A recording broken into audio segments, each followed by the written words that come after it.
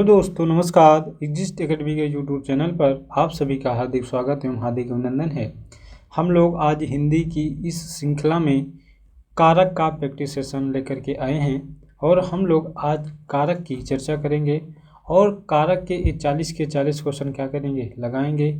और कारक का जो संक्षेप रूप है, जो संक्षिप्त चीज़ें हैं, जो आप शॉर्ट मेथड से समझना चाहते हैं, उन चीज़ों को आज अच्छे तरीके से समझते हैं। चलिए, तो तैयार हो जाइए। आज जो पढ़ेंगे, समझेंगे, प्रैक्टिस करेंगे, क्या चैप्टर होगा? कारक का चैप्टर होगा। चलिए शुरुआत करते हैं। क्या कारक, सबसे पहले समझते हैं कारक क्या है। तो सबसे पहले समझते हैं कारक क्या होता है। ठीक, कारक क्या है? तो संज्ञा या सर्वनाम, संज्ञा या सर्वनाम, सर्वनाम को वाक्य के अन्य भागों से, वाक्य के अन्य भागों से जोड़ने वाले वाक्य क्या होते हैं? कारक होते हैं। बातें समझ में आई? संज्ञा या सर्वनाम को वाक्य के अन्य भागों से जोड़ने वाले जो भाग होते हैं, उसे हम कारक कहते हैं। उसे हम क्या कहते हैं? कारक कहते हैं। क्या बताएंगे? संज्ञा या सर्वनाम को वाक्य के अन्य भागों से जोड़ने वाले जो भाग होते हैं, उसे हम कारक कहते हैं। बातें समझ में आई? चलिए अब आगे चलते हैं। अब आगे चलते हैं। यह जो कारक है, कारक के भेद, कारक के भेद कितने होते हैं? तो कारक के 8 भेद होते हैं। कारक के कितने भेद होते हैं? 8 भेद होते हैं। लेकिन यह जो 8 भेद होते हैं, इस 8 भेद में विभक्ति जो होती है, इस 8 भेद में 7 विभक्ति होती है।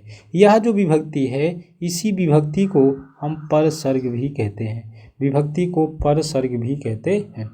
अब ये समझते हैं कि जो यह कारक है, कारक के 8 भेद होते हैं, तो इसमें किस कारक की विभक्ति नहीं होती है? तो ध्यान रखेंगे, जो आपका संबोधन कारक है, इसकी विभक्ति नहीं होती है। क्या बताएंगे? संबोधन कारक की विभक्ति नहीं होती है। संबोधन कारक की विभक्ति नहीं होती है। क्या बताएंगे? सबसे पहले आपको बताना है कारक क्या होते हैं। तो संज्ञा या सर्वनाम को वाक्य के अन्य भागों से जो जोड़ने वाले भाग होते हैं, उन्हें ही हम कारक कहते हैं। कारक के कितने भेद होते हैं? तो कारक के 8 भेद होते हैं। 8 भेद में विभक्ति की संख्या कितनी होती है? 7 होती है। कौन से वे कारक होते हैं जिनमें विभक्ति नहीं होती है? तो संबोधन कारक की कोई विभक्ति नहीं होती है। अब चलिए शुरुआत करते हैं। क्वेश्चन नंबर 1, कर आप बच्चे बस से पाठशाला जाते हैं, इस वाक्य में कारक कौन सा है? तो देखिए, बच्चे बस से पाठशाला जाते हैं, आप पढ़े होंगे या करण कारक के बारे में आप जानते होंगे कि यह जो करण कारक होता है, करण कारक की विभक्ति होती है से साधन। क्या होता है? से साधन होता है। इसी तरीके से यह जो कर्ता कारक है, कर्ता कारक की विभक्ति होती है कर्ता ने। देखिए, कर्ता कारक की विभक्ति होती है कर्ता ने, और कभी कभी इसकी कोई विभक्ति नहीं होती है, तब पर भी कर्ता कारक होता है। तो हम कह सकते हैं कर्ता कारक की यह विभक्ति जो होती है, ने और शून्य होती है। जैसे कह दिया कि राम पढ़ता है, तो जब राम पढ़ता है, मोहन खाता है, तो इसमें क्या हो रहा है? काम हो रहा है। अब इसमें किसी भी प्रकार की विभक्ति नहीं है, तत्पश्चात कारक है। इसमें कौन सा कारक? कर्ता कारक है। बातें समझ में आई? कर्ता कारक की विभक्ति ने या शून्य विभक्ति होती है, याद रहेगा। कर्म कारक की विभक्ति की बात करेंगे तो कर्ता ने कर्म को, मतलब कर्म की विभक्ति क्या होती है? को होती है। करण की विभक्ति क्या होती है? तो करण की विभक्ति से साधन होती है। अपादान की विभक्ति से अलगाव का बोध कराता है। अधिकरण जो विभक्ति है, में पर की होती है। संपदान की बात करेंगे तो के लिए होता है। ये समस्त कारक की क्या है? विभक्ति हैं। इसी से हम कारक को पहचानेंगे कि कौन सा कारक होता है। तो बच्चे बस से पाठशाला जाते हैं। देखिए, बच्चे तो पाठशाला गए, लेकिन बच्चे किससे पाठशाला गए? बस से, मतलब बस एक साधन हुआ, और से साधन की बात जहाँ पे करेगा मेरे भाई, वहाँ पे करण कारक होता है। कोई दुख तकलीफ? कोई दुख तकलीफ, करण कारक समझ में आया। करण कारक की विभक्ति से साधन होती है। बच्चे पाठशाला तो जाते हैं लेकिन किससे जाते हैं? बस से जाते हैं। इसका मतलब बस उस बच्चे का साधन हुआ, और जहाँ पे साधन की बात करेगा वहाँ पे करण कारक होता है। बातें समझ में आई? नेक्स्ट क्वेश्चन की ओर चलते हैं। ये सारे कारक की डिटेल हम करा देंगे, साथ साथ कराएंगे, बस जैसे क्वेश्चन आएंगे उसी तरीके से करवाते चलेंगे। क्वेश्चन नंबर दूसरा कह रहा है कि मैंने राधा के लिए कपड़े खरीदे। देखिए, मैंने राधा के लिए कपड़े खरीदे, मैंने राधा के लिए कपड़े खरीदे। तो इस क्वेश्चन को समझना यह है कि ये कारक होता है संपदान कारक। एक कारक आपका होता है संपदान कारक, और इस संपदान कारक की विभक्ति होती है के लिए। यदि आप किसी के लिए काम कर रहे हैं, आप किसी के वास्ते काम कर रहे हैं, जैसे क्वेश्चन कह रहा है मैंने राधा के लिए कपड़े खरीदे, शिक्षक के लिए पानी लाओ, पापा के लिए चाय लाओ, आप किसी के वास्ते काम कर रहे हैं नहीं। यहाँ पे विभक्ति के लिए है, यहाँ पे विभक्ति के लिए है, इसलिए आपका कारक कौन सा हो जाएगा? इसलिए यहाँ पे आपका कारक हो जाएगा संपदान कारक।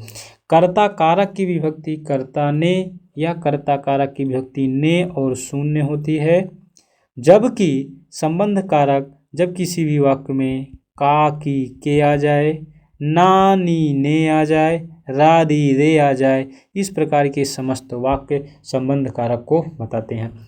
अपादान की बात करेंगे तो अपादान कारक वह कारक होता है जहाँ पे अलगाव की बात करेंगे, और जहाँ पे अलगाव होगा वहाँ पे कौन सा कारक होगा? वहाँ पर अपादान कारक होगा। बातें समझ में आई? आप यदि किसी के वास्ते काम कर रहे हैं, किसी के लिए काम कर रहे हैं, वहाँ पे संपदान कारक होता है। बातें समझ में आई भाई? इसी तरीके से इसका फाइनल आंसर भी हो जाएगा। नेक्स्ट क्वेश्चन आपका क्वेश्चन नंबर 3, कुर्सी पर मास्टर जी बैठे हैं। देखिए, एक बात आप ध्यान रखेंगे, आपका एक कारक होता है अधिकरण। अधिकरण कारक में विभक्ति होती है में पर। यदि कोई वस्तु किसी में रखी हुई है या किसी वस्तु कोई चीज़ किसी पर रखी हुई है, जैसे हम कह देते हैं कि यह जो मेरी पेन है, यह मेरी पेन मेज पर रखी हुई है, इसका मतलब है कि अधिकरण कारक की विभक्ति होती है में पर, और जहाँ पे में और पर आ जाता है वहाँ पे अधिकरण कारक होता है। अधिकरण कारक की पहचान वह होती है जहाँ पर में पर की बात करेंगे, वहाँ पे आप कौन सा कारक लगाएंगे? वहाँ पे हम अधिकरण कारक लगाते हैं। कर्ता कारक की विभक्ति क्या होती है? ने होती है, शून्य होती है। जहाँ पे करण कारक दिखाई देगा वहाँ पे से साधन की बात करेगा। संबंध कारक की बात करेंगे तो वहाँ पे का की के, नानी ने, रारी रे, इसी तरीके के जो कॉन्सेप्ट आते हैं वहाँ पे संबंध कारक होता है। बातें समझ में आई? फाइनल आंसर इसका हो जाएगा अधिकरण कारक। जहाँ पे विभक्ति में पर दिखाई दे वहाँ पे अधिकरण कारक होता है। कारक के कितने भेद होते हैं भाई? कारक के भेद होते हैं 8, लेकिन कारक विभक्ति 8 नहीं होती है। जो विभक्ति होती है, विभक्ति की संख्या कितनी होती है? विभक्ति की संख्या 7 होती है, लेकिन इसका फाइनल आंसर आपका क्या होगा? 8 होगा। संबोधन कारक की कोई विभक्ति नहीं होती। क्वेश्चन नंबर 5 की ओर, से विभक्ति किस कारक के लिए प्रयोग किया जाता है? देखिए, से अलगाव की बात करेंगे तो वहाँ पे आपका हो जाएगा अपादान कारक। से साधन की बात करेंगे तो वहाँ पे करण कारक होगा। यहाँ पे अपादान कारक का कोई ऑप्शन नहीं है। से विभक्ति प्रायः हम करण कारक के लिए प्रयोग करते हैं। अधिकरण कारक के लिए में पर का प्रयोग करते हैं। कर्ता के लिए कर्ता ने और शून्य विभक्ति का प्रयोग करते हैं। संबंध में का की के और नानी ने का प्रयोग करते हैं। फाइनल आंसर इसका भी हो जाएगा। बातें समझ में आई? कह रहा छत से ईंट गिरी। देखिए, एक बात आप समझिएगा मेरे भाई, देखिए आप अपादान कारक का एक सबसे अच्छा एग्जाम्पल समझिएगा। अपादान कारक सबसे पहले इसकी विभक्ति क्या है? इसकी विभक्ति से अलगाव है। अब इसको समझते हैं कि छत से ईंट गिरी, इसका मतलब छत है और छत से ईंट क्या हो गई? गिर गई। इसका मतलब है कि छत और ईंट के बीच में, मान लीजिए छत से ईंट गिरी, कुछ देर बाद ज़मीन पर पहुंची, कुछ देर बाद ज़मीन पर पहुंची तो वह ईंट और छत के बीच में क्या बन गया, डिस्टेंस बन गया, और यही डिस्टेंस क्या, एक अलगाव हो गया, मतलब छत और ईंट के बीच में अलगाव हो गया। अब जब से अलगाव की बात करेगा भाई तो वहाँ पर क्या हो जाएगा, वहाँ पे आपका अपादान कारक हो जाता है। छत से ईंट गिरी, इसका मतलब छत और ईंट के बीच में डिस्टेंस बना और वह आपका क्या हो गया, अपादान कारक। जैसे हमने और चीज़ें अभी और एग्जाम्पल अपादान कारक में हमने रखे हैं, अभी इसी तरीके से आप करते हैं। वह देखिए कर नहीं होगा, एक कार होगा। वह कार मेरी है, इस वाक्य में देखिए कह रहा वह कार मेरी है। देखिए यहाँ पे कर्ता ने, देखिए कर्ता ने प्लस शून्य विभक्ति, यहाँ पे संबोधन कारक आपका हो नहीं सकता क्योंकि यहाँ पे है, अरे, इस प्रकार के कॉन्सेप्ट जहाँ पे आएंगे संबोधन कारक होगा। कारण कारक में से साधन लगाएंगे और संबंध कारक एक कर्ता कारक। देखिए कर्ता कारक में विभक्ति ने शून्य है नहीं, संबोधन है अरे इसमें है नहीं, कारण कारक से साधन भी नहीं है, वह कार मेरी है। इसका मतलब संबंध बता रहा है कि यह जो यह कार है यह मेरी है, मेरा संबंध बना रहा है, कनेक्ट को कर रहा है कि यह कार मेरी ही है, संबंध बताया जा रहा है। बातें समझ में आई। क्वेश्चन नंबर 8 की ओर चलते हैं। घोंसले में चिड़िया है। देखिए आपको एक बात बताए थे, जब कहीं पर भी में पर दिखाई देता है मतलब कोई वस्तु किसी चीज के अंदर है या किसी पर रखी हुई है, वह कारक आपका अधिकरण कारक होता है। चिड़िया घोंसले में चिड़िया है, यहाँ पे आपका अधिकरण कारक हो जाता है। इसी तरीके से कह रहा राजा सेवक को कम्बल देता है। देखिए राजा सेवक को कम्बल दे रहा है, यहाँ पे इसकी विभक्ति का की के हो जाएगी, संबंध कारक ने और शून्य विभक्ति हो जाती है। संपदान कारक के लिए कर्म कारक कर्ता ने कर्म को, इसकी विभक्ति को होती है। देखिए यहाँ पे आप गेस कर पा रहे होंगे, यहाँ पे आपको के हिसाब से क्या लगा देंगे, क्वेश्चन नंबर 9 का फाइनल आंसर कर्म कारक लगा देंगे, जबकि इसका आंसर कर्म कारक नहीं होगा, इसका आंसर संपदान कारक होगा। क्यों होगा, देखिए अभी आप लोगों के पास बहुत ज़्यादा तो समय नहीं है यूपीपी एग्ज़ाम को देखते हुए, लेकिन जब कभी भी हिंदी की क्लास आप लोगों की इस एग्ज़ाम यूपीपी के एग्ज़ाम होने के पश्चात जब चलेगी तो उस पर विस्तृत और बहुत अच्छी चर्चा होगी। बहुत किसी भी प्रकार का मेरे भाई मेरे दोस्त आपके पास डाउट नहीं रह जाएगा हिंदी पढ़ने के लिए। आप यहाँ से फ़िलहाल अभी आप प्रैक्टिस में कुछ बातों को सीख जाइए ताकि आप वहाँ पे आंसर को लगा पाएँ। ठीक, देखिए जो संपदान कारक होता है, संपदान कारक का एक गुण यह होता है, एक गुण यह होता है कि हम कोई वस्तु यदि दान दे रहे हैं, ठीक, यदि दान दी गई वस्तु आप किसी को कोई भी वस्तु दे रहे हैं, ठीक, तो वह वस्तु किसी व्यक्ति को देने के पश्चात वह वस्तु आप वापस न लें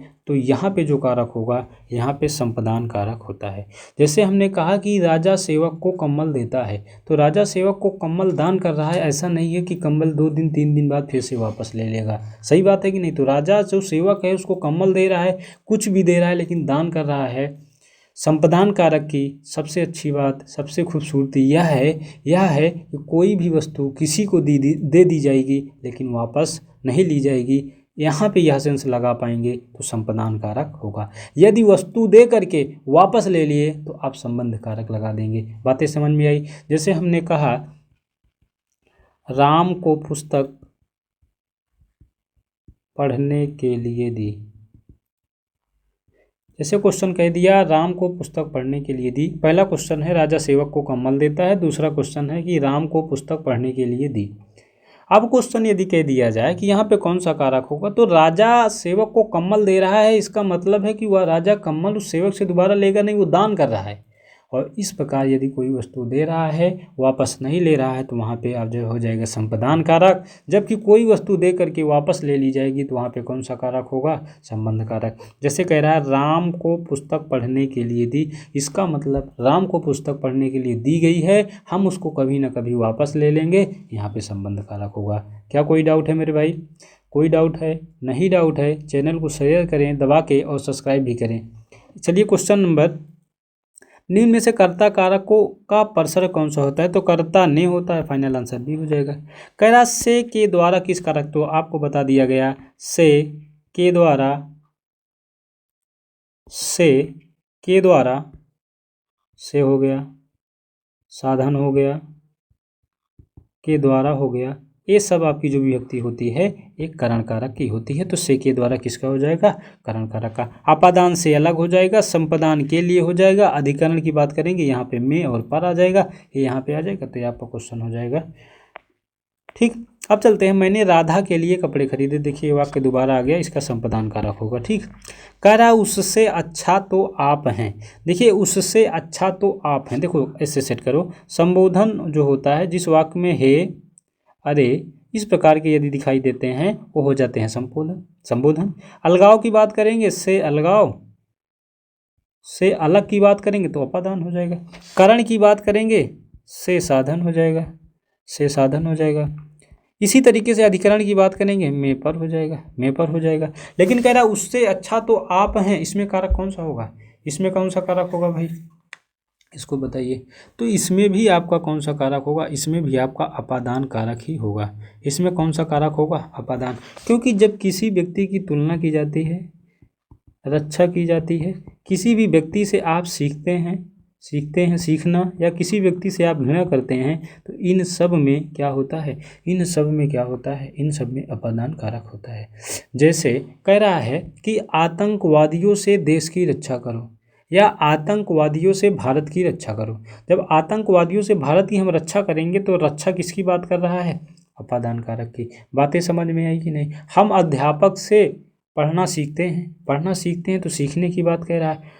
हम राम से घृणा करते हैं, इसका मतलब घृणा की बात कर रहा है, इसका मतलब यहाँ पे क्या हो जाएगा, अपादान कारक हो जाएगा। बातें समझ में आई या नहीं। चलिए क्वेश्चन नंबर 13 हो गया। तो क्वेश्चन नंबर 13 की बात करेंगे तो से अलगाव जहाँ पे आएगा, अलग की बात करेगा, अपादान तो कारक होगा। लेकिन किसी भी चीज़ की जब बात करेंगे, तुलना की बात करेंगे, जैसे कोई चीज़ों की तुलना की जा रही है, रक्षा की बात, सीखना, घृणा की बात करेगा, तो इसमें भी आप क्या लगाएंगे, इसमें भी आप अपादान कारक लगाएंगे। देखिए से अलगाव किसकी विभक्ति के बोधक चिन्ह होता है, तो से अलगाव की बात करेंगे, अपादान होता है। क्वेश्चन नंबर 15 की ओर चलते हैं। राम की गाय चरती है, तो यहाँ पे काकी के नानी ने किसका कारक चिन्ह है, संबंध का है, संबंध हो जाएगा आंसर। कह रहा ठीक समय पर आ जाना। देखिए एक बात समझिएगा, जो अधिकरण कारक होता है उसकी विभक्ति हमने आपको बताया क्या, में पर, तो में पर का मतलब है पर आ रहा है, और यहाँ पे आंसर आपका क्या हो जाएगा, अधिकरण कारक हो जाएगा। उसके बाद कह रहा मैं 3 मिनट में आ रहा हूँ। देखिए एक बात ध्यान रखिएगा, कर्ता कारक की विभक्ति कर्ता ने, और इसकी विभक्ति होती है शून्य। ठीक, संबंध कारक की विभक्ति का की के होती है। संपदान के लिए बात करेंगे, संपदान के लिए बात की जाती है। अधिकरण में पर की बात करता है, अधिकरण में पर की बात करता है। लेकिन यहाँ पे कोई भी चीज़ हम समझ में नहीं पा रहे हैं कि इसमें कारक कौन सा लगाएंगे। तो क्वेश्चन कह रहा है मैं 3 मिनट में आ रहा हूँ, यदि समय का बोध होता है या समय को बताता है, तो वहाँ पर भी, यहाँ पर भी कारक आपका कौन सा होगा, यहाँ पर भी कारक आपका अधिकरण होता है। जहाँ पे समय को बताता है, वहाँ पर भी कारक आपका क्या होता है, अधिकरण होता है। कह रहा शिक्षक ने पाठ पढ़ाया, किस कारक का प्रयोग किया, शिक्षक ने पाठ पढ़ाया। देखिए जब शिक्षक ने पाठ पढ़ाया तो कर्ता ने, और इसकी विभक्ति शून्य होती है, तो शिक्षक ने पाठ पढ़ाया, इसका मतलब कर्ता कारक हो जाएगा। अपादान की बात करेंगे, से मेरे भाई अलगाव की बात करेंगे, कर्म कारक कर्ता ने कर्म को, कारण से, ये आपका क्या हो जाएगा, विभक्ति हो जाएगी। विभक्ति आप सेट कर पाएंगे तो कोई क्वेश्चन आपसे छूट नहीं पाएगा। थोड़ा सा क्वेश्चन के आप लहजों को समझिए कि क्वेश्चन कहना क्या चाह रहा है। लड़का पेड़ से गिरा, बहुत ही अच्छा क्वेश्चन है। शायद इसके पहले एक अपादान कारक का हमने क्या आपको सॉल्यूशन करवाया, एक क्वेश्चन सॉल्व करवाया। अपादान कारक में क्या बताए, से अलगाव, से अलग की बात करेगा। लड़का पेड़ से गिरा, इसका मतलब है लड़का पेड़ से कहाँ गिरा, नीचे गिरा। तो लड़का पेड़ से जब गिर गया तो लड़का पहुंचा कहाँ पे, पृथ्वी पे पहुंचा, और ये पेड़ हो गया। तो उस लड़के और पेड़ के बीच में क्या बन गया, डिस्टेंस बन गया, और यही डिस्टेंस क्या दिखा रहा है, अलगाव दिखा रहा है। जब अलगाव दिखाएगा तो अपादान कारक होता है। कह रहा चूहा बिल से निकला, चूहा बिल से निकला, भाई बहुत लॉजिक क्वेश्चन है, बहुत लॉजिकली क्वेश्चन है, समझिएगा इसको। देखिए कह रहा चूहा है, ये बिल से कहाँ आया, बाहर आया या कहीं भी निकला, लेकिन आया तो चूहा बिल से बाहर ही ना। तो चूहा और बिल के बीच में क्या बना, डिस्टेंस बना, और यह डिस्टेंस अलगाव को इंडिकेट कर रहा है, इसलिए यहाँ पे भी कौन सा कारक हो जाएगा, अपादान कारक। कोई दुख तकलीफ यहाँ तक। कह रहा हिंदी में कारक में विभक्तियों की संख्या, हिंदी में जो कारक है इनमें विभक्ति कितनी होती है, तो हिंदी में विभक्ति की संख्या 7 होती है, लेकिन कारक के भेद कितने होते हैं, 8 होते हैं। विभक्ति 7 होती है, किसकी विभक्ति नहीं होती है, तो जो आपका संबोधन कारक होता है, संबोधन की विभक्ति नहीं होती है, संबोधन की विभक्ति नहीं होती है, संबोधन की विभक्ति नहीं होती है। बातें समझ में आई। अलग होने के बोध का कारक क्या करेगा? अपादान मतलब से अलगाव की बात करेगा। तोता डाल पर बैठा है, इसका मतलब मैं पर क्या करेगा? अधिकरण को इंडिकेट करेगा। क्वेश्चन नंबर 24, मेरे घर से आपका घर 5 किलोमीटर दूर है। जैसे मान लीजिए ये मेरा घर है और आपका घर मतलब कोई सेकंड पर्सन है, तो मेरे घर और दूसरे के घर के बीच में 5 किलोमीटर की क्या है? डिस्टेंस है। इसका मतलब है कि मेरा घर आपके घर से 5 किलोमीटर दूर है। मेरा घर और आपका घर दोनों के बीच में कितनी डिस्टेंस? 5 किलोमीटर। इसका मतलब है दोनों के बीच में डिस्टेंस दिखाया, और डिस्टेंस किसको प्रकट कर रहा है? डिस्टेंस अलगाव को प्रकट कर रहा है, अपादान कारक हो जाएगा। समझ में आई बात। अगला क्वेश्चन कह रहा है काकी के रारी रे विभक्ति परसर का प्रयोग किस कारण में किया जाता है? संबंध में किया जाता है। मोहन खाता है, देखिए मोहन खाता है इसका मतलब कर्ता काम कर रहा है, मोहन खाता है इसका मतलब ये कर्ता है आपका, और कर्ता ने यहाँ पे हमने बताया जो कर्ता ने है, कर्ता ने इसका मतलब कर्ता कारक की जो विभक्ति होती है इसकी विभक्ति ने और शून्य होती है, और यहाँ पे कर्ता कारक होगा क्योंकि इसकी विभक्ति क्या है? शून्य है। बातें समझ में आई। कर्म कारक को होता है, को यहाँ पे है नहीं। संपदान के लिए होता है, के लिए यहाँ भी नहीं है। से साधन का कोई बात ही नहीं कर रहा है, इसलिए आपका फाइनल आंसर क्या हो जाएगा? कर्ता कारक। बातें समझ में आई। क्वेश्चन नंबर 27 की ओर चलते हैं। हिमालय से गंगा निकलती हैं। देखिए जब हिमालय से गंगा निकली तो हिमालय और गंगा दोनों के बीच में क्या हुआ? एक डिस्टेंस हुआ, एक अलगाव को प्रकट किया हिमालय और गंगा के बीच में, इसलिए यह कारक आपका क्या हो जाएगा? अपादान कारक। वह घर से बाहर गया, इसका मतलब है घर से बाहर गया, मतलब घर से बाहर गया तो घर और व्यक्ति जो बाहर गया उसके बीच में डिस्टेंस बनी, अलगाव हुआ या नहीं, इसलिए यहाँ पे अपादान कारक होगा। बातें समझ में आ गई भाई। यहाँ तक बातें कंप्लीट हुई। किसी को कोई दुख तकलीफ? यहाँ तक किसी को कोई दुख तकलीफ? अगला क्वेश्चन कह रहा है अतिथि के लिए चाय लाओ, के लिए विभक्ति किसकी है? के लिए विभक्ति किसकी होगी? संपदान। देखिए शिक्षक के वास्ते पानी लाओ, इसका मतलब है वास्ते का मतलब जो होता है, वास्ते का मतलब के लिए ही होता है, मतलब क्या होता है? शिक्षक के लिए पानी लाओ। बातें समझ में आई। शिक्षक के लिए पानी लाओ, इसका फाइनल आंसर क्या हो जाएगा? संपदान कारक। कह रहा बंदर डाल पर बैठा है, इसकी विभक्ति में पर आपको याद रहेगा क्या हो जाएगा? अधिकरण कारक। क्वेश्चन नंबर 32 कह रहा है मैं हाथ से लिखता हूँ।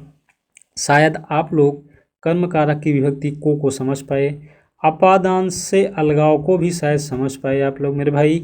संबोधन कारक में विभक्ति नहीं होती है, लेकिन हे अरे का यदि इस तरीके से कोई स्टार्टिंग होती है तो संबोधन होता है, संबोधन करता है। करण में से साधन की बात करता है। अब साधन मेरे भाई है क्या? मैं हाथ से लिखता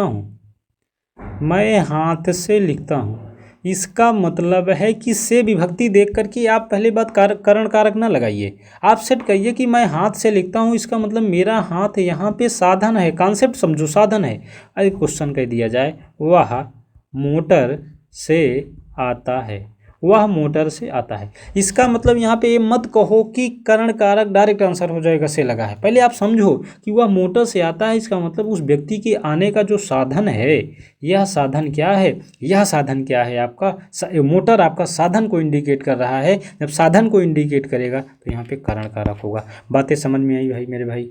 चलें अगले क्वेश्चन की ओर। क्वेश्चन नंबर 33 कह रहा है किताब मेज पर है, इसका मतलब आप समझिएगा कि किताब मेज पर है, तो यहाँ पे में पर विभक्ति किसकी होती है? तो में पर होती है अधिकरण कारक की। ये आपका सी आंसर हो जाएगा। कह रहा वे इस समय दिल्ली रहते हैं। देखिए दिल्ली रहते हैं, हम क्वेश्चन करते हैं वे इस समय दिल्ली रहते हैं, इसका मतलब वे इस समय दिल्ली में रहते हैं, हम लिख नहीं रहे हैं यहाँ पे। ये क्वेश्चन का तरीका ही यही है, यहाँ पे में नहीं लगा है, लेकिन दिमाग से समझो कि वे इस समय दिल्ली रहते हैं, इसका मतलब वे इस समय दिल्ली में ही रहते हैं। और में पर विभक्ति किसकी होती है? तो में पर विभक्ति आपकी किसकी होगी? अधिकरण कारक की। बातें समझ में आई। मेरी बहन पढ़ रही है। यहाँ पे न को दिखाई दे रहा है, न अलगाव दिखाई दे रहा है, न असंपदान दिखाई दे रहा है। इसका मतलब संबंध बता रहा है कि वह मेरी बहन है और वो क्या स्टडी कर रही है। इसका फाइनल आंसर क्या हो जाएगा, संबंध कारक। चिड़िया पंख से उड़ती है, इसका मतलब चिड़िया के उड़ने का जो साधन है यह क्या है, पंख है। और फाइनली आंसर इसका करण कारक से साधन हो जाएगा। मैं दिल्ली का चला पटना आकर रुका, मैं दिल्ली का चला पटना आकर ही रुका। इसका मतलब दिल्ली चले हम, दिल्ली से आ गए पटना, और दिल्ली और पटना के बीच में क्या बन गया, डिस्टेंस, और दोनों हो गया क्या, अलग। और दोनों हो गया जब अलग तो अलग बता दिया अपादान को। ठीक। लड़का उस अब अपने पाँव से चलता है, इस वक्त में कारक क्या है। देखिए लड़का अब अपने पाँव से चलता है, इसका मतलब लड़का पहले नहीं चल पाता था, लड़का अब चल पा रहा है। तो किससे चल पा रहा है, अपना पाँव। तो उसका पाँव क्या हुआ मेरे भाई, साधन हुआ। और साधन क्या बताएगा, करण कारक को। बातें समझ में आई। मोहन लू से मर गया। देखो बहुत ही अच्छा क्वेश्चन है। इस वाक्य में कौन सा कारक है, मोहन जब लू से मर गया, मोहन जब लू से मर गया, इसका मतलब है कि यहाँ पे मोहन लू से मर गया, इसका मतलब है कि मोहन लू से मर गया, खत्म, समाप्त हो गया। इसका मतलब यहाँ पे अपादान कारक। बातें समझ में आई। देखो ये जो क्वेश्चन नंबर आपका 40 है, ये क्वेश्चन नंबर 40, आप लोग इसको करके बताइएगा कि इसमें कौन सा कारक होता है। आप बताइएगा इसमें कौन सा कारक होता है। ठीक। वैसे क्वेश्चन यहाँ पे आपका क्या है, रांग है। ये क्वेश्चन आपका क्या है, रांग है। फिर भी आप लोग क्या करिएगा, इस क्वेश्चन को सॉल्व करिएगा और चेक करिएगा कि इसमें कौन सा कारक है। बातें समझ में आई। चलिए कारक का एक शॉर्ट निचोड़ या क्विक रिवीजन करते हैं। देखिए कारक क्या होता है। सबसे पहले कारक क्या है, तो संज्ञा या सर्वनाम, संज्ञा या सर्वनाम को वाक्य के अन्य भागों से, संज्ञा या सर्वनाम को वाक्य के अन्य भागों से जोड़ने वाले भाग ही क्या कहे जाते हैं, कारक कहे जाते हैं। देखिए इसके भेद कितने होते हैं, कारक के भेद होते हैं 8।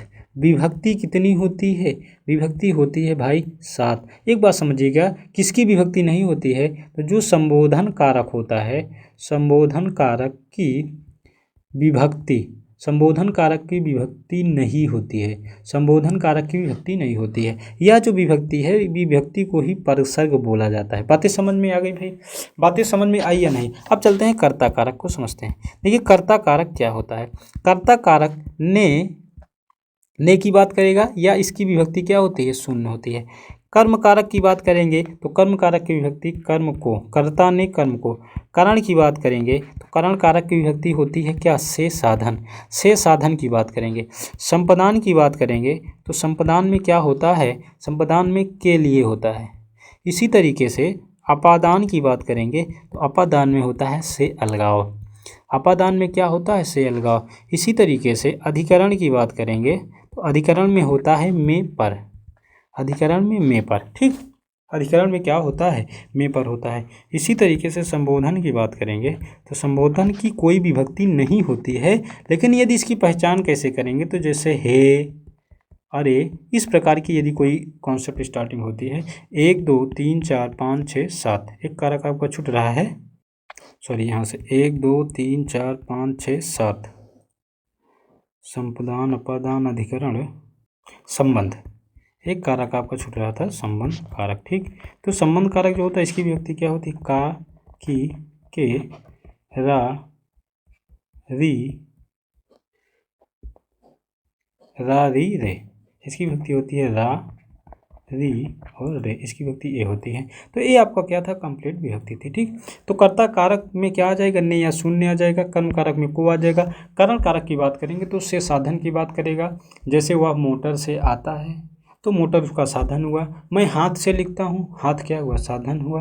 बातें समझ में आई। ये आपका साधन की सहायता। संपदान की बात करेंगे तो संपदान में के लिए की बात करेंगे, जैसे शिक्षक के वास्ते चाय लाओ, पिताजी के लिए पानी लाओ। ये सारी चीज़ें क्या है, ये सारी चीज़ें क्या है, संपदान कारक को इंडिकेट करते हैं। अपादान की बात करेंगे से अलगाव, जैसे कह दिया गया चूहा बिल से बाहर आया, चूहा बिल से बाहर आया, हिमालय से गंगा निकलती हैं, ये सब क्या है, अलगाव को बोध कर रहा है। अधिकरण की बात करेंगे, कोई वस्तु किसी में रखी हुई है या किसी पर रखी हुई है, समझ में आई बात। चिड़िया घोंसले में है, इसका मतलब चिड़िया उस घोंसले के अंदर है। कोई वस्तु यदि उसके अंदर है तो आप क्या अधिकरण, और यदि कोई वस्तु उसके ऊपर रखी है तब पर भी क्या बताएंगे, तब पर भी बताएंगे अधिकरण। संबंध में कोई आप यहाँ पे कोई विभक्ति नहीं है, संबोधन में संबंध कारक में विभक्ति का की क्या बताएंगे। बातें समझ में आई, बातें समझ में आई भाई। यहाँ से आज आपका क्या हुआ, कंप्लीट कारक का क्या हुआ, प्रैक्टिस सेशन समाप्त हुआ,